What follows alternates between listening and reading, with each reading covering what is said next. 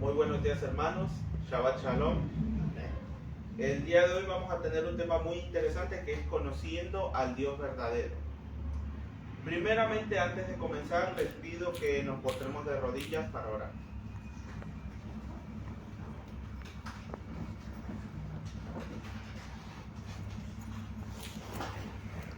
Padre nuestro que estás en el cielo, gracias por este sábado que tú nos das para estudiar tu palabra. Te pedimos que el día de hoy tú abras nuestras mentes y nos ayudes a poder identificarte a ti como el único Dios verdadero. Te pedimos que saques de nuestra mente todo preconcepto y orgullo que tengamos. Y te pedimos también que nos ayudes a compartir este mensaje con las demás personas de la manera más clara y sencilla posible. En el nombre de Yeshua lo pedimos. Amén. Amén.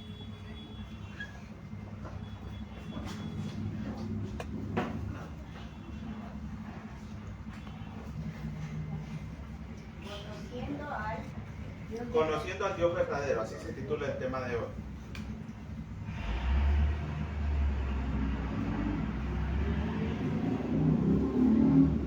Cuando comenzó en el cielo este conflicto entre Cristo y Satanás, normalmente nosotros, todos conocemos esa historia, normalmente sabemos que fue porque Satanás quiso ponerse por encima de Dios. Primeramente fue por encima de Cristo y luego por encima de Dios.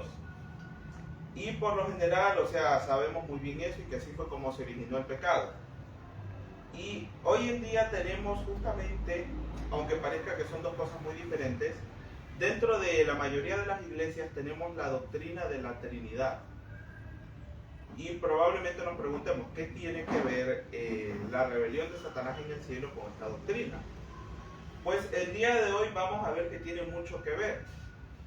Porque desde un inicio nosotros hemos malentendido cómo es que se desarrolló este conflicto. Y voy a comenzar dando lectura de una cita del libro Primeros Escritos. Por lo general nosotros cuando leemos Génesis 1, capítulo 1, normalmente ¿cómo tomamos eso? Cuando dice que Dios creó los cielos y la tierra, y se nos habla de que, y más precisamente en la parte cuando habla de que Dios dijo, hagamos al hombre a su imagen y semejanza. Nosotros hemos tomado siempre que porque dice hagamos, ya damos por sentado que estaban tres seres, estaba Dios manifestado en las tres personas. Y que por ende la jerarquía celestial se da por Padre, Hijo y Espíritu Santo. Ya, eso es lo que nosotros hemos creído siempre. Pero vamos a dar lectura aquí de la cita de Primeros Escritos, donde se nos describe de una mejor manera cómo era la jerarquía en el cielo antes de que Satanás se revelara.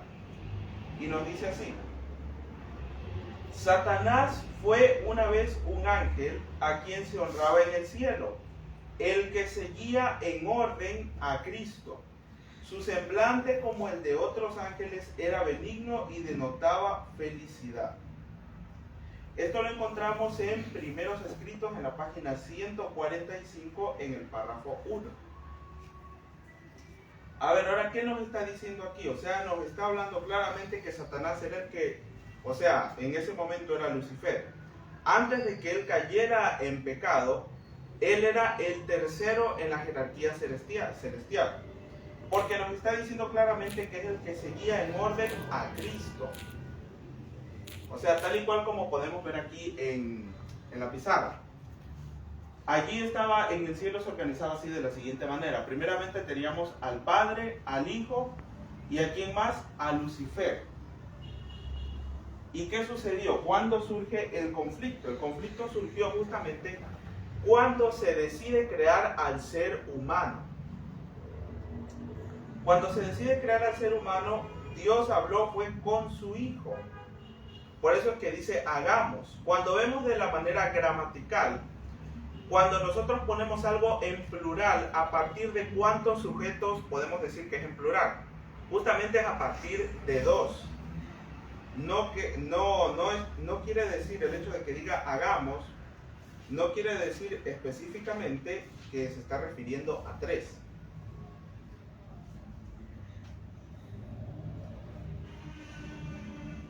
Ahora vamos a ver lo que creían los apóstoles ahora.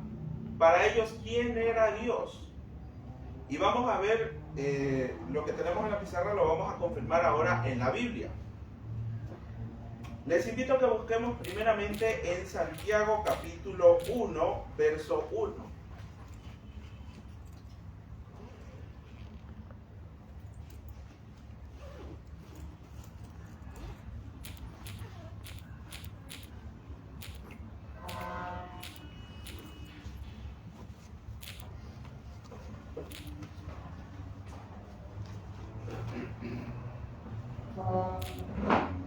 Santiago 1:1. Sí. Santiago, siervo de Dios y del Señor Jesucristo, a las 12 tribus que están en la dispersión. Salud. Allí, como nos dice, podemos ver que nos dice siervo de Dios y del Señor Jesucristo. O sea, se hace una clara distinción. Primeramente menciona a Dios y al Señor Jesucristo. Vamos ahora a Gálatas capítulo 1, verso 3.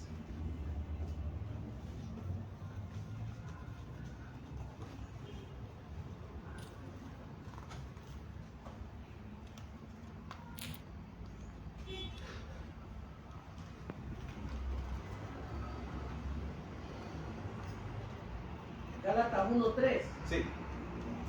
Gálatas 1:3 dice: gracias sea a vosotros y paz de Dios el Padre y de nuestro Señor Jesucristo. Nuevamente, ¿qué podemos ver allí? ¿A quién se le llama Dios? Se le llama Dios al Padre. Ahora vamos a ver qué nos dice la epístola de los Efesios. Les invito a que busquemos en Efesios capítulo 4, verso 6.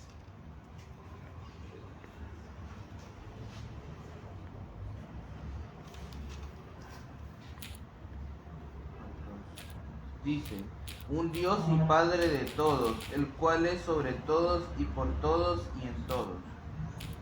Ya, aquí podemos ver con estos versos, podemos denotar claramente que el único Dios verdadero, ¿quién es? Es el Padre. Ahora, esto no quiere decir que a Cristo se le quita su naturaleza divina, o sea, no estamos afirmando lo contrario. Ahora, ¿cuál es? El punto ahora, ¿cuál es? Probablemente nos preguntemos entonces, ¿y el Espíritu Santo dónde está? Aclaro nuevamente, el Espíritu Santo sí existe. Con esto no estoy diciendo que el Espíritu Santo no existe, o como suelen decir los testigos de Jehová, que el Espíritu Santo es una fuerza. O sea, tampoco, esos puntos de vista son completamente erróneos.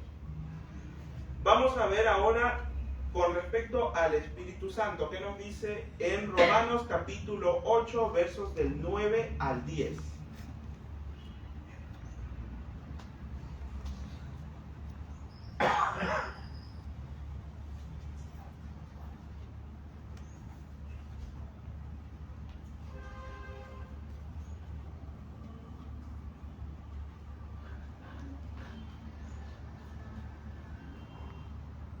Romanos capítulo 8, versos del 9 al 10. Mas vosotros no vivís según la carne, sino según el Espíritu, si es que el Espíritu de Dios mora en vosotros. Y si alguno no tiene al Espíritu de Cristo, no es de él. Pero si Cristo está en vosotros, el cuerpo en verdad está muerto a causa del pecado, mas el Espíritu vive a causa de la justicia. Por ende, aquí podemos ver claramente que el Espíritu es algo real, es algo que existe. Pero podemos notar aquí que nos dice el Espíritu de Cristo. O sea, normalmente nosotros hemos creído que el Espíritu Santo era otra persona aparte del Padre y del Hijo. Eso es lo que se ha enseñado normalmente. Pero aquí podemos ver que la Biblia nos dice que es el Espíritu de Cristo. Ahora tenemos aquí otro texto aún más contundente que está en 2 de Corintios capítulo 3, verso 17.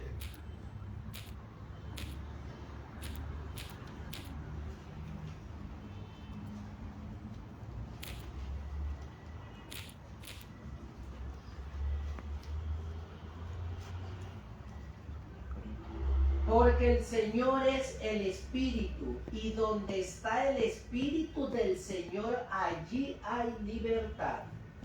Ahora este texto es mucho más claro todavía que el anterior. ¿Qué nos está diciendo? ¿Quién es el Espíritu? directamente nos está diciendo que el Espíritu es ¿quién? Es el mismo Cristo. O sea, por ende, en varias citas Elena de White nos declara cómo debe ser nuestro carácter. Nosotros debemos reflejar ¿a quién? A Cristo. ¿Y cómo se consigue ese carácter? ¿Es por medio de qué? Por medio de su Espíritu. O sea, no hay otra manera, ni tampoco pensemos que el Espíritu es otra persona. ¿Por qué? Porque vemos aquí claramente que la Biblia nos dice que es el mismo Cristo.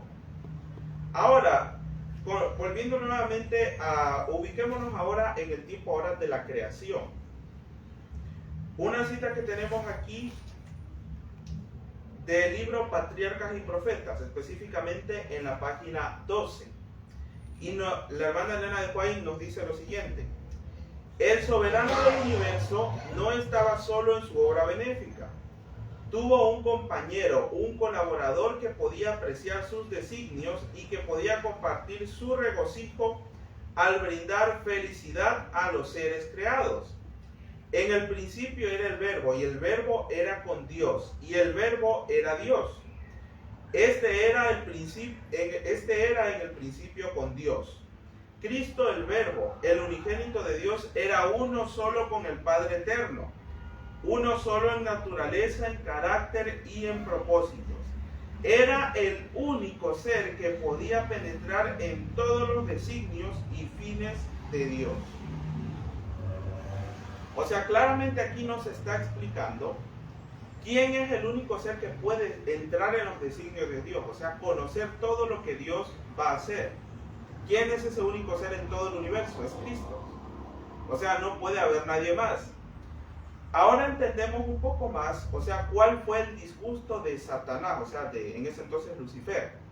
¿Qué pasó? Cuando se decidió crear al hombre, nosotros podemos leer en primeros escritos el capítulo titulado La caída de Lucifer. Allí se describe mucho más al detalle cómo fue que sucedieron los hechos.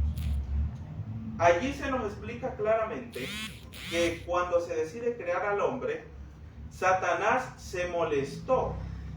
¿Por qué? Porque a él no se lo tomó en cuenta. Ahora si prestamos atención un poco aquí a la pizarra, por eso es que aquí está encerrado en este cuadradito rojo. O sea, esa era para hacer una distinción. Si bien Lucifer era el tercero en la jerarquía, ¿quién era el único que podía entrar en los designios de Dios? Era únicamente el Hijo. O sea, solamente Cristo. Lucifer no podía entrar allí, como se le llama, al concilio celestial. Él no podía estar en esas reuniones. Él no podía tomar la decisión, o sea, sobre qué se podía hacer con el ser humano o si se lo podía crear o no. ¿Por qué? Porque él era un ser, o sea, él es un ser creado. O sea, y por ende no puede estar por encima de las demás criaturas. Debe igual obedecer a Dios y a su Hijo, porque obviamente así es como Dios lo estableció desde un principio.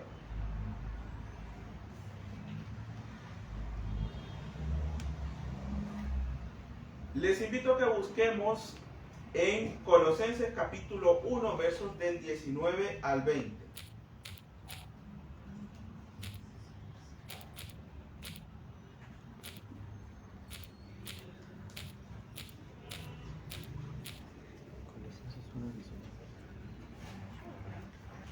Capítulo 1, 19. Colosenses capítulo 1, versos del 19 al 20.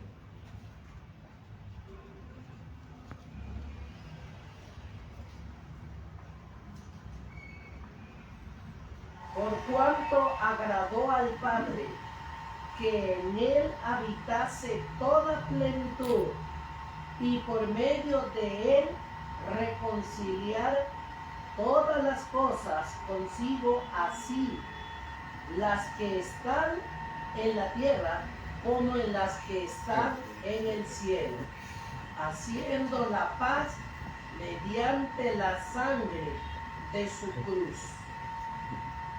Aquí podemos ver, se nos describe un poco más cuál fue ese, no sé cómo se dice, ese honor que le dio el Padre a su Hijo. O sea, notemos aquí claramente que igual, a pesar de que Cristo no es Dios, el Padre le ha dado un lugar especial por sobre todas las criaturas. Les invito a que busquemos ahora en Mateo capítulo 11, verso 27.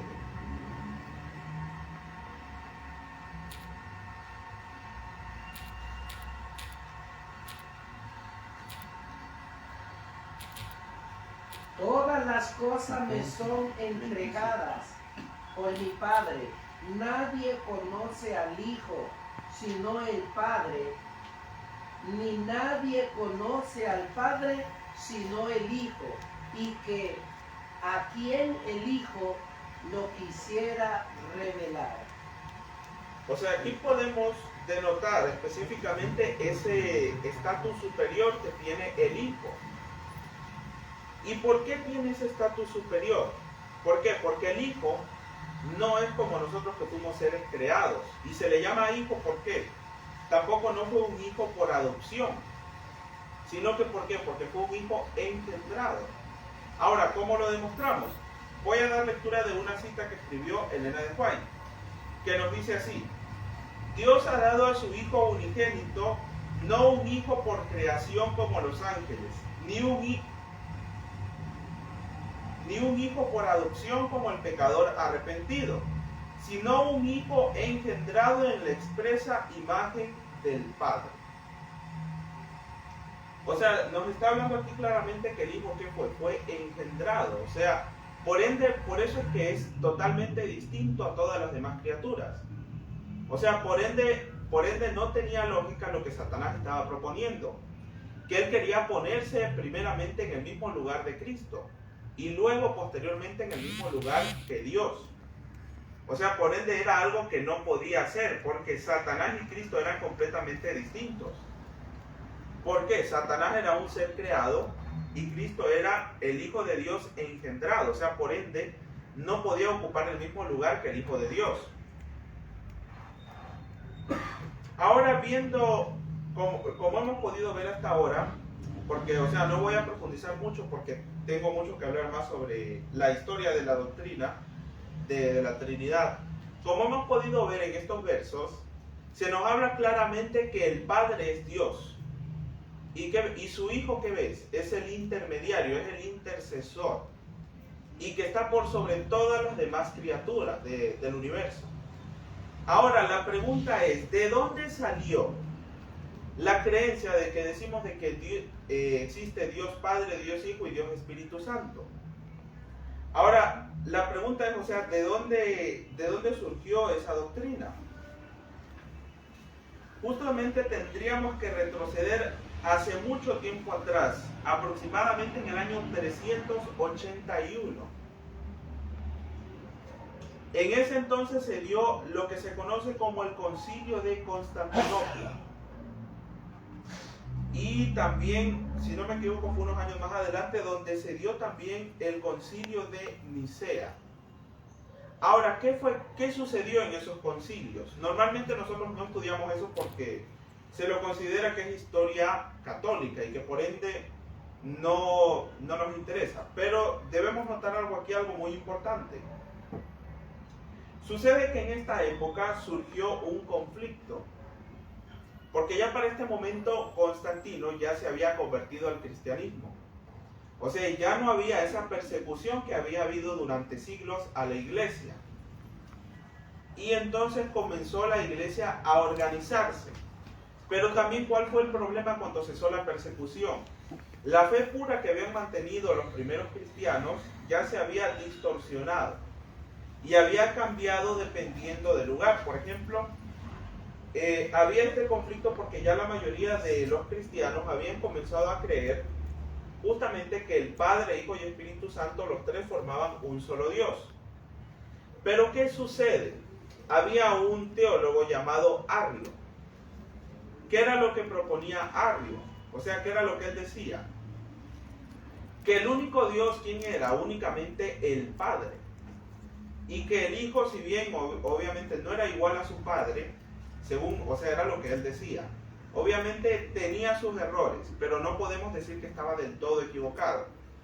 O sea, él sostenía que la Trinidad no era bíblica. O sea, que no era posible eso. ¿Por qué? Porque eso venía desde hace mucho tiempo atrás. esta doctrina de la Trinidad, o sea, se le conocía por otros nombres, pero la podemos encontrar en varias religiones. Por ejemplo, si nosotros vamos al hinduismo, en el hinduismo también creen en una Trinidad, o sea, creen que hay, bueno, ellos tienen varios dioses, pero creen que hay 3 dioses principales. Y también ellos creen que justamente uno de esos se encarnó también en una forma humana y murió por la humanidad. También los romanos, los antiguos romanos, creían en una Trinidad, lo que se conocía como la Trinidad Capitolina. O sea, que se adoraba en el monte Capitolino, en Roma. También los egipcios también tenían su Trinidad. En este caso, era formado por Isis, Horus y Osiris. El budismo también tiene una Trinidad. O sea, varias de esas religiones que son completamente contrarias al mensaje que Dios ha dado, ellos también tienen esa creencia. Ahora nosotros podríamos preguntarnos entonces, ¿cómo fue que esa doctrina, teniendo esos orígenes, o sea, porque tiene varias características que son similares, que se comparten de una a la otra? Por ejemplo, también los griegos también tenían una Trinidad. Y en el paganismo, en varias culturas también es curioso. ¿Por qué? Porque encontramos justamente ese mismo concepto de la Trinidad, de que 3 personas forman una sola. Hay varios dioses que, o sea, se los representaba con un solo cuerpo, pero cuando se representaba vuelta la cabeza de estos dioses, no es que tenían un solo rostro, sino que tenían 3 rostros. O sea, en otras palabras, eran 3 seres que formaban a uno solo. Y hasta la actualidad el budismo también conserva ese mismo concepto. También hay varias esculturas que ellos realizan que también de igual manera se representa a sus dioses, o sea, 3 dioses fusionados en uno solo. Ahora vamos a ver un poco de cómo fue que la doctrina de la Trinidad entró a la Iglesia Adventista. Porque originalmente los pioneros, ellos no creían en esta doctrina, sino que esta doctrina entró justamente de la mano del Dr. Kellogg. Ahora sí, no sé si conozcan, pero el Dr. Kellogg fue el mismo que creó la marca de cereales que hoy es tan conocida, de los cereales Kellogg. Para los que conocen la historia adventista y los que no, el Dr. Kellogg comenzó a tener ciertas doctrinas que no iban acorde a lo que Dios da en su palabra. O sea, comenzó con algo conocido como el panteísmo. O sea, que el Espíritu de Dios estaba en todas las cosas, desde las plantas, las piedras, los animales, las personas y en todo. O sea, una doctrina que estaba completamente fuera de lugar. Y justamente aquí tengo algunas de las cartas que escribieron en ese momento. Por ejemplo, le escribieron Elena de White y muchas otras personas le escribieron al Dr. Kellogg, hablándole, o sea, amonestándole que su punto de vista no era correcto.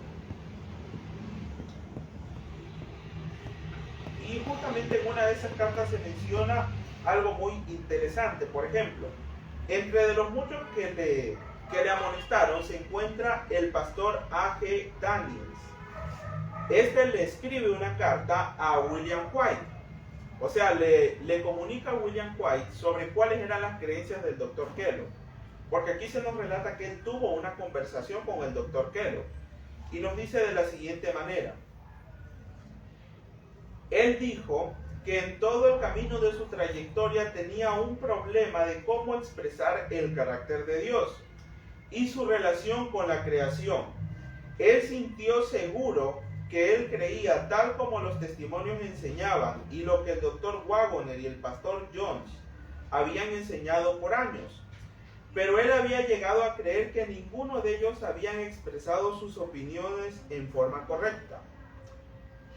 Él después dijo que sus puntos de vista en relación con la Trinidad se habían puesto en su camino al tratar de hacer una clara y absoluta declaración correcta, pero que en poco tiempo él había llegado a creer en la Trinidad y que ahora podía ver claramente dónde estaba la dificultad y que él estaba claro y satisfecho en relación al problema. Y atención con lo que dice aquí, lo siguiente: él me dijo que ahora él creía en el Dios el Padre, Dios el Hijo y Dios el Espíritu Santo, y que su punto de vista fue que fue el Espíritu Santo y no Dios el Padre que llenaba todo el espacio y toda cosa creada. Esta carta fue escrita por el pastor A.G. Daniels para William White el 29 de octubre de 1903. O sea, recordemos, la hermana Elena falleció en el año 1915. Y ya en sus últimos años, cuando ella aún vivía, ya se comenzaba a ver dentro de la iglesia adventista, comenzaban a haber ciertos movimientos doctrinales totalmente contrarios al mensaje que los pioneros habían recibido. Y aquí claramente podemos ver que se habla de que el doctor Kellogg estaba equivocado en su posición. ¿Por qué? Porque él creía justamente que Dios se constituía por tres personas. O sea, por Dios Padre, Dios Hijo y Dios Espíritu Santo. Y ahora tengo aquí una carta que le escribió Elena de White al doctor Kellogg, justamente con respecto a esa creencia que él tenía. Y nos dice lo siguiente. Esta carta fue escrita el 16 de marzo del año 1903 y nos dice así: usted no está claro de la personalidad de Dios, que es todo para nosotros como pueblo. Usted ha destruido virtualmente al Señor Dios mismo. O sea, eso le responde Elena de White al doctor Kellogg. O sea, por ende, podemos tener muy claro de que los pioneros no creían en esta doctrina. Y ahora, para reforzar aún más la posición, tenemos aquí algunas cartas de otros pioneros más. Y vamos a ver qué es lo que nos dicen ellos. Por ejemplo, aquí tenemos a José Harvey Waggoner, o también conocido como, o sea, que es el padre del hermano E.J. Waggoner, que también fue uno de los pioneros. Y él nos dice lo siguiente. Justamente él hace una relación justamente con la cuestión de creer en la Trinidad y guardar el domingo. Y nos dice de la siguiente manera. Aquí él mismo escribe una pregunta: ¿qué es el domingo o el día del Señor en general? Y como respuesta él mismo pone: es el día dedicado por los apóstoles en honor de la Santísima Trinidad y en memoria de Cristo nuestro Señor, que se levantó de los muertos en domingo. Envió el Espíritu Santo en domingo. Por lo tanto se denomina el día del Señor. Se lo llama también domingo, dada la antigua designación romana de dies solis, el día del sol, el cual era sagrado. O sea, nos está haciendo claramente una relación. Que el domingo, que sabemos perfectamente que es doctrina católica, doctrina romana, está dedicado justamente a ¿qué cosa? A la Santa Trinidad, como le llaman ellos. O sea, en otras palabras, se vaya haciendo una relación de que el hecho de aceptar la Trinidad también, podríamos decirlo así, es un paso también ya para aceptar el domingo. ¿Por qué? Porque ambas doctrinas vienen del catolicismo. Ahora tenemos otra carta, en este caso del pionero José Bates, que nos dice lo siguiente. Justamente aquí vamos a ver un punto que comúnmente causa controversia, de que si los pioneros se bautizaron, tuvieron un bautismo trinitario o un bautismo diferente. Y nos dice lo siguiente: pero algunos abrazaron puntos de fe que yo no podía entender. Solo nombraré dos: la forma del bautismo y la doctrina de la Trinidad. Mi padre, quien había sido diácono desde hace mucho tiempo, trató de convencerme de que ellos tenían razón en los puntos de doctrina. Con respecto a la Trinidad, concluí que era una imposibilidad para mí creer que el Señor Jesucristo, Hijo del Padre, era además el Dios Todopoderoso, el Padre y uno y el mismo ser. y le dije a mi padre, si me puedes convencer que en este sentido somos uno, de que tú eres mi padre y yo tu hijo, y que también yo soy tu padre y tú mi hijo, entonces puedo creer en la Trinidad. Esto lo encontramos en la autobiografía de José Bates en la página 204. O sea, aquí José Bates da una explicación, porque la doctrina enseña de que los tres son uno, pero como pudimos ver aquí, claramente la Biblia nos dice que el Dios verdadero, ¿quién es? Es el Padre. Entonces él le dice en este caso a su padre, que le decía que la Trinidad era verdadera, que cómo podía ser posible entonces, si la Biblia dice que el Padre es Dios, y la Trinidad enseña que el Hijo es Dios, entonces estaría diciendo que el Hijo también es, o sea, prácticamente estaría diciendo que es el Padre también. ¿Por qué? Porque la Biblia nos dice que el único Dios es el Padre. O sea, es algo completamente ilógico, en otras palabras, porque se está distorsionando lo que la Biblia dice. Ahora vamos a buscar algunos versos bíblicos para reforzar todavía aún más lo que acabo de dar lectura. Les invito a que busquemos en Deuteronomio capítulo 6, verso 4.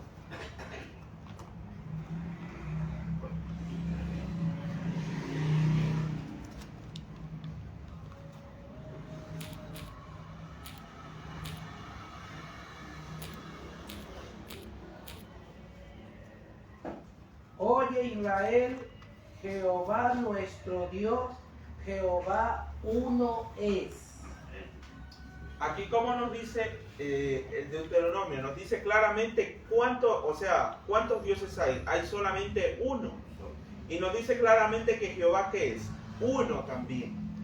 No nos dice que son tres en uno solo. O sea, no hay por dónde ver eso. Ahora muchos dicen, no, pero cuando nos dice que yo y el Padre uno somos, entonces ahí está diciendo que tanto Jesús como su Padre forman un solo Dios también. O sea, tampoco. Porque entonces aquí vamos a ver lo que nos dice Jaime White. Recordamos nosotros aquel episodio cuando Cristo oró por la unidad de sus discípulos, cuando dijo que sean uno, como yo y el Padre uno somos. ¿Recuerdan ese episodio? Si entonces estuviera diciendo que todos sus discípulos, o sea, se unieran en una sola persona, lo cual no es así. Vamos a ver lo que nos dice Jaime White con respecto a eso. Nos dice así: Jesús oró para que sus discípulos sean uno como Él era uno con su Padre. La oración no contempló a un discípulo con 12 cabezas, sino 12 discípulos hechos uno en objetivo y esfuerzo en la causa de su Maestro. Ni tampoco Padre e Hijo son partes del Dios triuno. Ellos son dos seres diferentes, sin embargo, uno en plan y logro de la redención. Los redimidos, desde los primeros que participan en la gran redención hasta el último, todos atribuyen el honor y la gloria y alabanza de su salvación, tanto a Dios como al Cordero. O sea, nuevamente vemos que se repite otra vez lo mismo. O sea, los pioneros, ¿en quién creían? No creían Padre, Hijo y Espíritu Santo, sino que ¿cómo creían ellos? Como Dios verdadero estaba el Padre, el intermediario Cristo. Y ahora el Espíritu Santo, ¿quién era? Era también el mismo Cristo. Porque el Espíritu Santo es el que nos conecta también con Dios. O sea, y es el que nos ayuda a estar en comunión directa con el Padre. O sea, es por ese medio que nosotros podemos comunicarnos con Dios. No hay otra forma.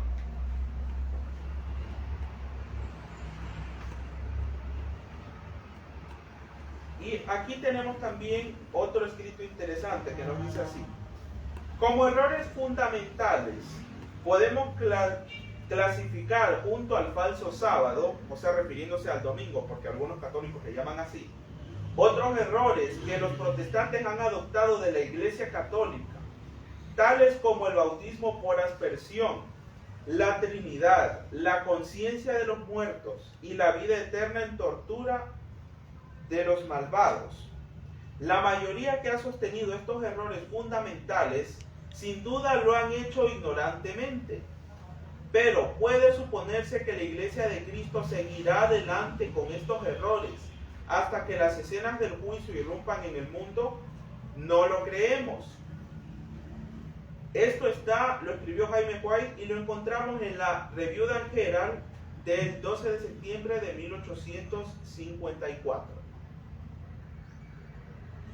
O sea, aquí con esto podemos ver mucho más claro todavía de que nuestros pioneros, ellos en un principio no creían en esta doctrina de la Trinidad, que por ende, y aquí como pudimos ver, ellos la ponen, o sea, la categorizan como uno de los errores del papado, o sea, una de las doctrinas del papado. Ahora, si nosotros vamos a un catecismo, la doctrina de la Trinidad podemos decir que es la doctrina base del catolicismo. Por ejemplo, yo tengo en mi casa el catecismo que se llama el Catecismo de las Buenas Noticias, o sea, o de las Buenas Nuevas, algo así se llama. Y allí se figura, la Trinidad se pone como la manifestación de la Santísima Virgen también. O también explican que la Virgen es la manifestación de la Trinidad. O sea, por ende, o sea, está relacionado una cosa con la otra. Bíblicamente sabemos nosotros que eso no se puede demostrar. Ahora les invito a que busquemos en Mateo capítulo 28, verso 19.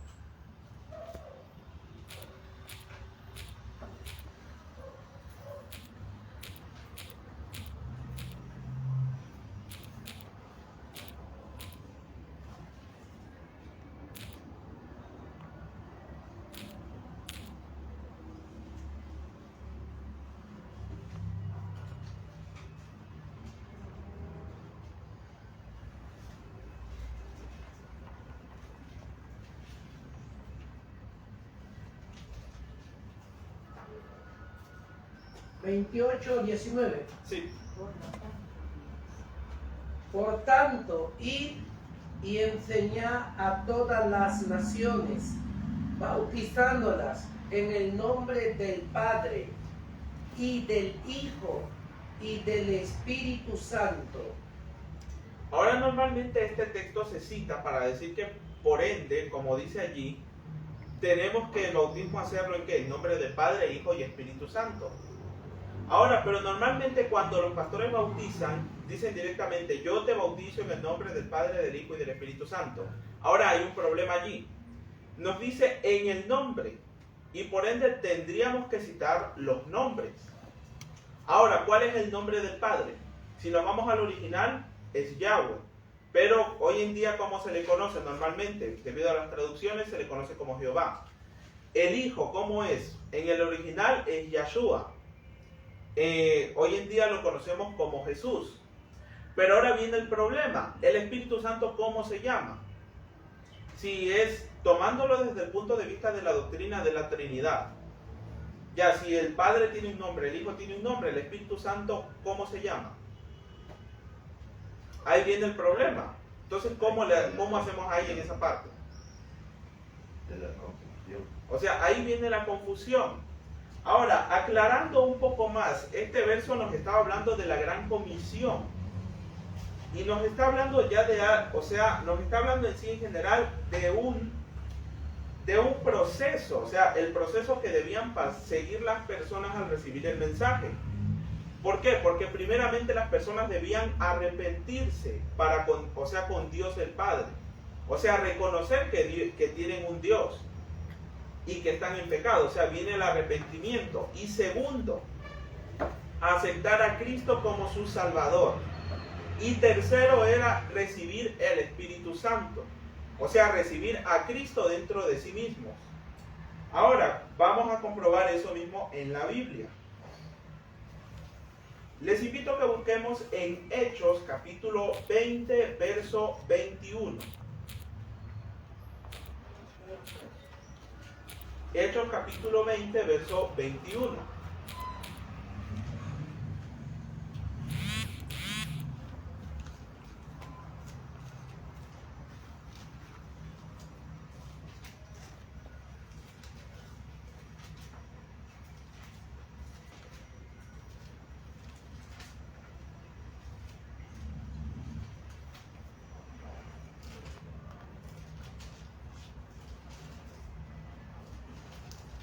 capítulo 20, verso 21. Sí.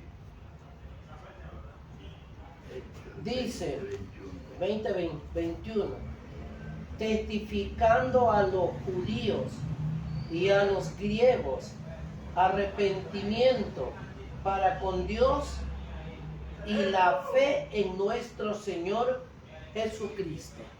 O sea, primeramente, ¿qué nos dice? Arrepentimiento ¿para quién? Para con el Padre.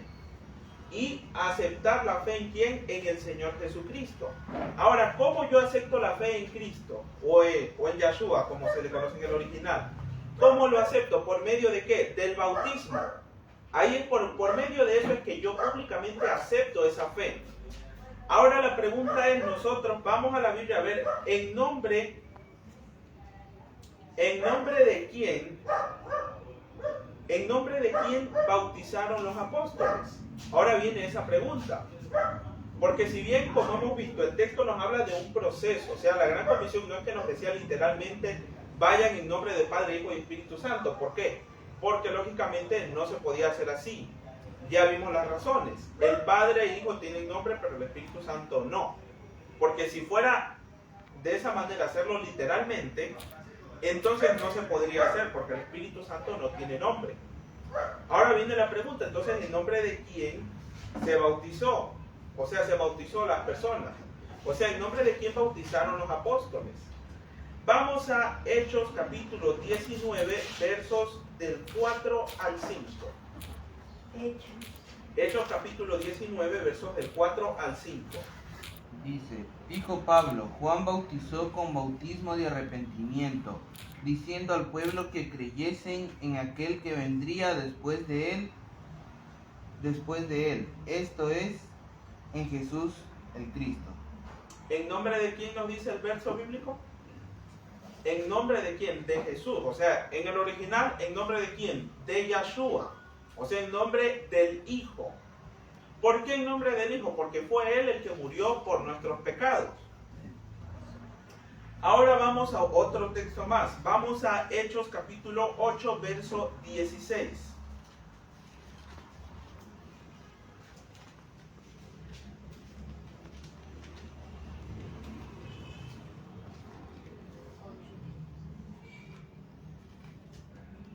Porque aún no había descendido sobre ninguno de ellos, sino que solamente habían sido bautizados en el nombre del Señor Jesús. Nuevamente, ¿qué nos dice? ¿En nombre de quién? En el nombre de Jesús. Ahora vamos a Romanos capítulo 6, verso 3. ¿Romanos qué? Romanos capítulo 6, verso 3. ¿O no sabéis que todos los que hemos sido bautizados en Cristo Jesús, hemos sido bautizados en su muerte? Nuevamente, ¿en nombre de quién nos dice? En nombre de Jesús. Ahora vamos a Gálatas capítulo 3, verso 27.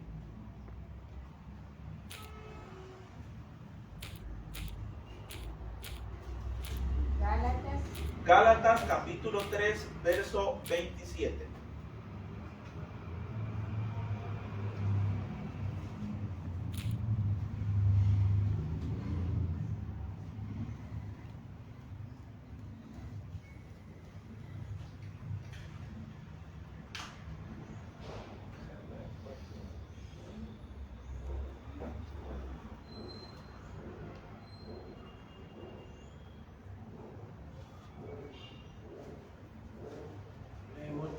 Quien lo tenga, por favor, me ayuda con la lectura.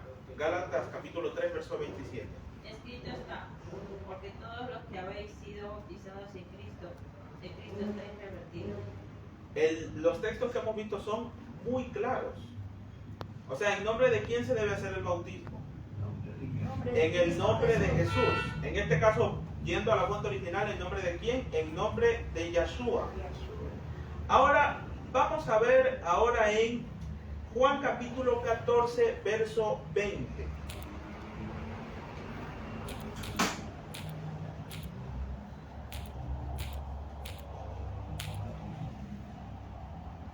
En aquel día vosotros conoceréis que yo estoy en mi Padre, y vosotros en mí, y yo en vosotros. Ahora, ¿qué nos está diciendo el texto? El último texto que leímos, Gálatas 3:27, nos dice que si somos bautizados en Cristo, estamos revestidos de Él. Y entonces, Juan capítulo 14, verso 20 nos dice que en aquel día, ¿qué dice?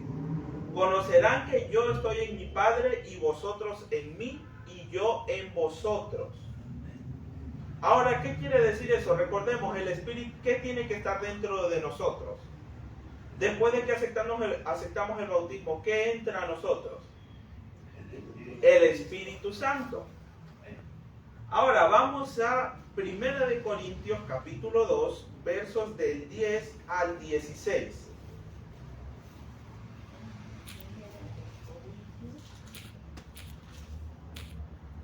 Primera de Corintios capítulo 2, versos del 10 al 16.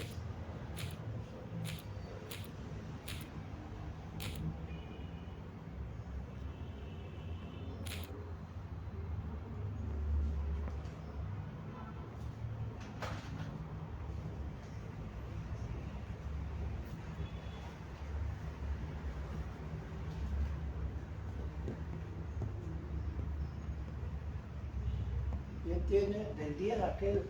Del 10 al 16.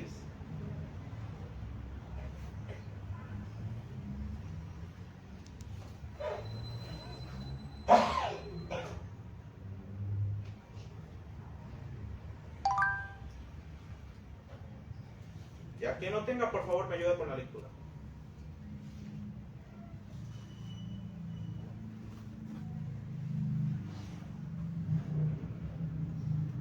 Palmita.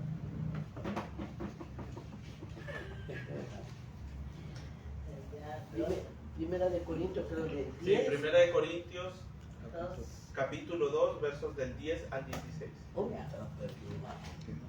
Dice, pero Dios nos reveló a nosotros por el Espíritu, porque el Espíritu todo lo escudriña por la profundidad de Dios. Porque ¿quién de los hombres sabe las cosas del hombre, sino el Espíritu del hombre que está en él? Así tampoco nadie conoció las cosas de Dios, sino el Espíritu de Dios.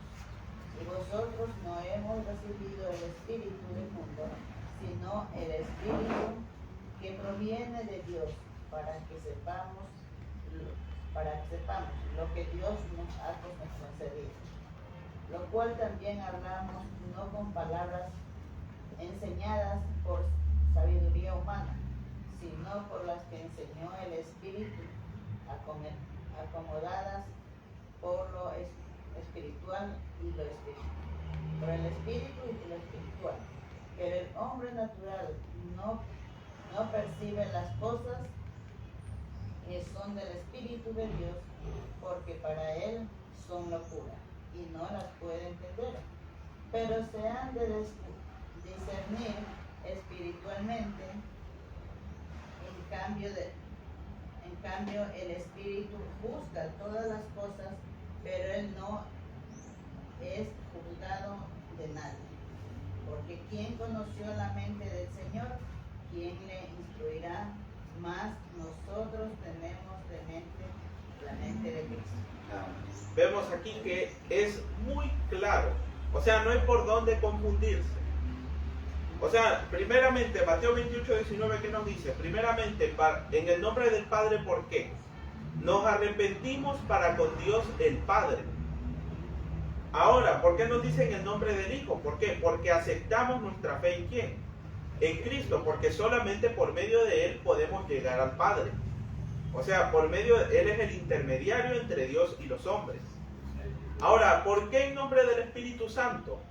¿Por qué? Porque al momento que aceptamos a Cristo, tenemos el Espíritu de Cristo dentro de nosotros. Para culminar, voy a dar lectura de una cita de Elena de White que nos dice así: ¿cómo puedo sobrellevar impresionantemente la comisión que Cristo ha dado a su pueblo? El privilegio de ser obreros con el Espíritu de toda verdad manifestado en la carne. el divino Hijo de Dios vestido de humanidad, un canal divisado y preparado para estar continuamente recibiendo e impartiendo la corriente celestial. O sea, ¿por medio de qué nosotros nos unimos al Padre?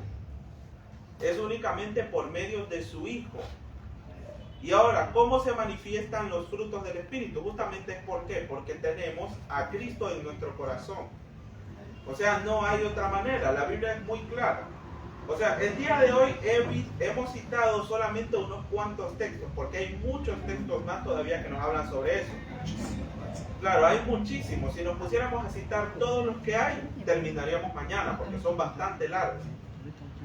Pero vamos a dejarlo el día de hoy hasta aquí. Espero que haya quedado claro para cada uno de nosotros. Y les invito a que no solamente nos quedemos con lo que oímos aquí, sino que nosotros mismos en nuestras casas vayamos también a estudiarlo. O sea, así como hacían los hermanos berianos. O sea, no nos conformemos solamente, es que el hermano en la iglesia ya predicó y entonces con eso me quedo. O sea, no, debemos nosotros cada uno en nuestros hogares ir y estudiar y verificar. ¿Por qué? Porque, por ejemplo, yo lo puedo ver de una forma, pero el Espíritu puede revelarle a usted de otra manera aún mucho más clara todavía. O sea, en eso, así se manifiesta el Espíritu de Dios. Bueno, gracias por su atención y los invitamos a que no se desconecten a los que están conectados ahí por vía Facebook, que en unos 5 minutos volvemos a abrir la transmisión ya con el tema central. Ya, para finalizar les invito a que nos postremos de rodillas para orar.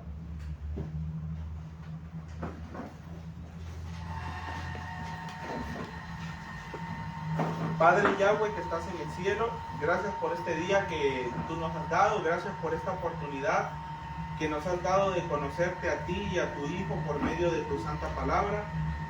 Te pedimos que esto no se quede solamente en un estudio, sino que tu Espíritu se manifieste también por medio de nuestras vidas y de esa manera ser una luz para las demás personas. En el nombre de Yeshua lo pedimos. Amén.